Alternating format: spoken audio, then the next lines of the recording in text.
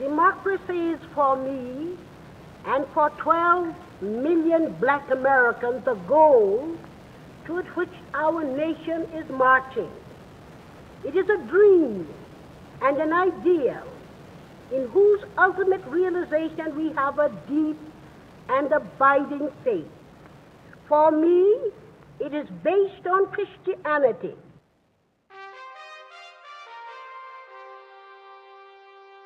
We have always been a neighborhood in transition. First, we were Irish immigrants, cloth cap and lunch pail laborers at Carter Carburetor, Pullman porters, and the Knothole Gang at Sportsman's Park. We had doctors learning their art at Homer G, whites, Negroes, blacks, and then African Americans. The Ville thrived, schools and businesses, front porch neighbors. We watched white Catholics grudgingly integrate and finally, for the most part, leave.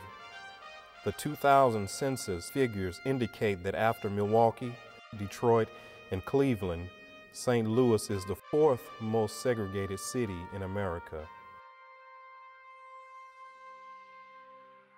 Probably the cutest thing I ever saw in my life was I'd be up in the second story, up in the Jesuit rec room, and this little child, I'd be looking out the window, and this little child would cut through the front yard of the church, and she would touch the lamppost right in front of the doors and make a little kind of genuflection. And she did it once, and I thought, huh. And then I saw her do it again a few days later, and then a few weeks later, I saw her do it again. And I thought, what is that? What is she doing? I knew she wasn't a parishioner. So I was walking around the block one day, and I saw her on the block. And I said, hey, you're that little girl who cuts through the front yard of the church and always touches the lamppost and makes a genuflection. And she goes, yeah. And I said, why do you do that? And she goes, well, that's God's house, right? That's why we stay.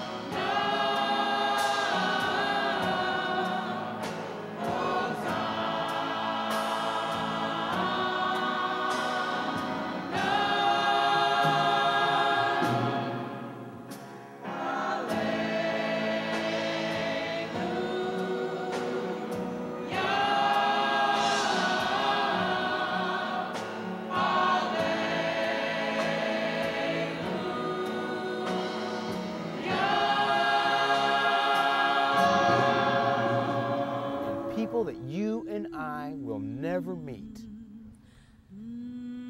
Their lives are changed.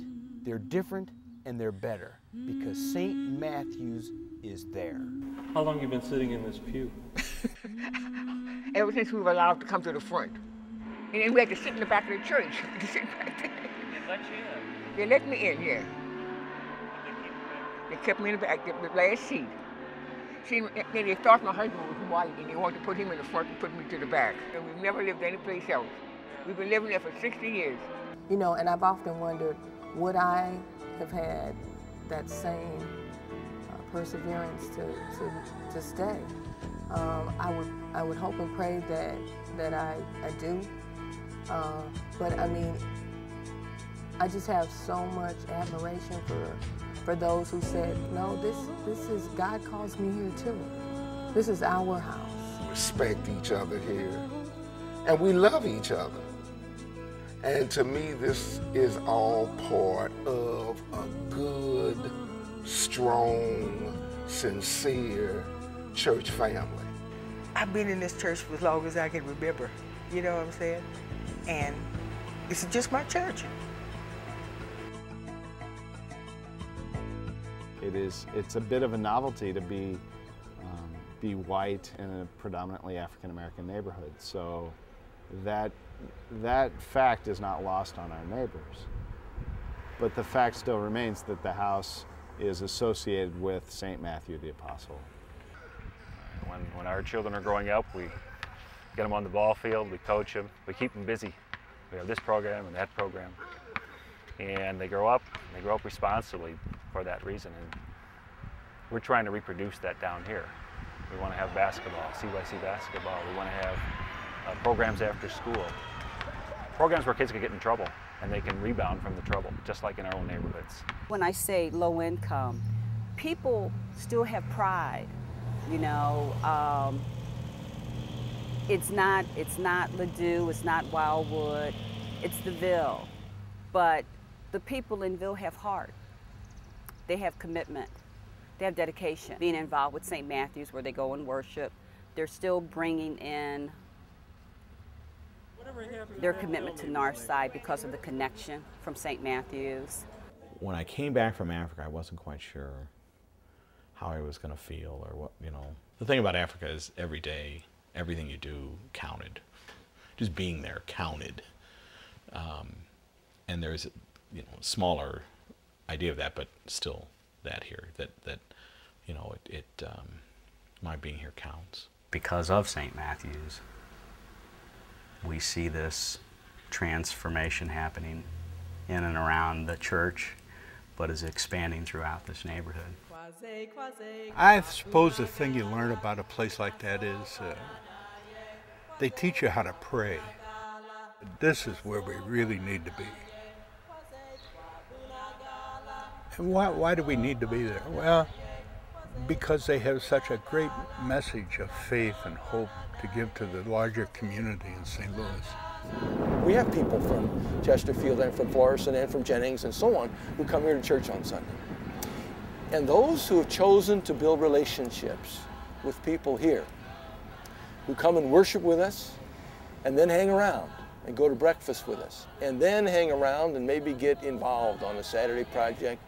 We get St. Louis U High dads and kids coming out here, Ursuline Academy, you know, there's a Coriezu, CBC, DeSmet, who get involved here.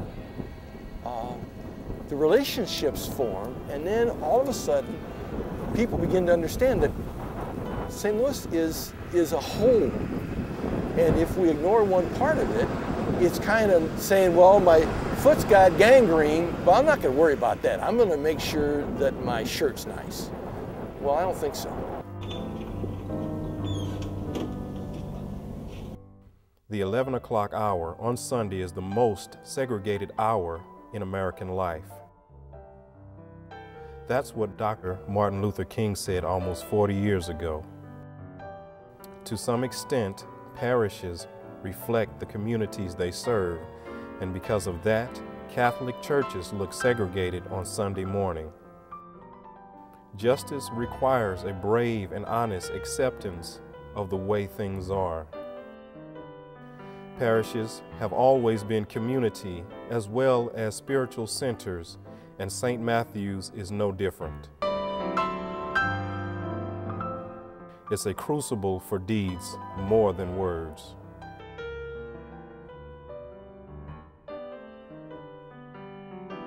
For all these households and all of these lives, St. Matthew's is here.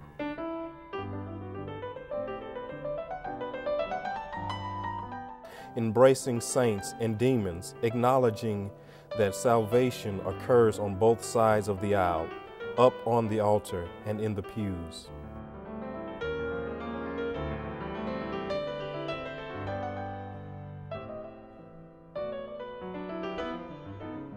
That's that city that's down the line that we're trying to build.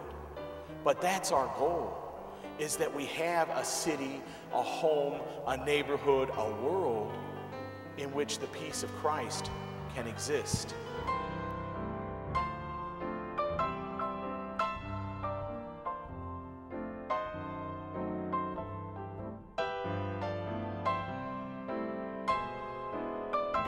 This is my body, which will be given up for you. For all, so that sins may be forgiven. Do this in memory of me. On earth as it is in heaven, give us this day our daily bread. Forgive us our trespasses, as we forgive those who trespass against us. Let's offer each other a sign of Christ's peace. The opportunities to be Catholic throughout the week are abundant up here on the north side. Like the center aisle that welcomes us to our spiritual center and then directs us to carry a message of love and hope back into the streets. Our doors have never closed. A parishioner who's been there and done that reflected on his decades in the Ville. It's not enough to know what Jesus said. You got to get out there and do something with it.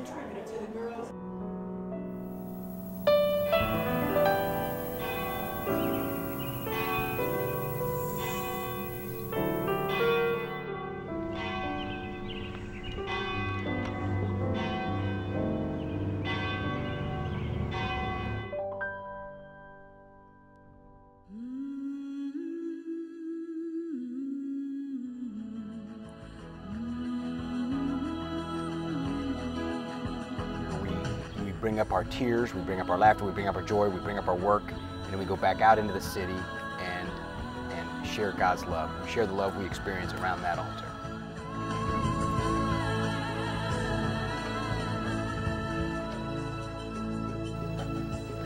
Come now to the table of the Lord.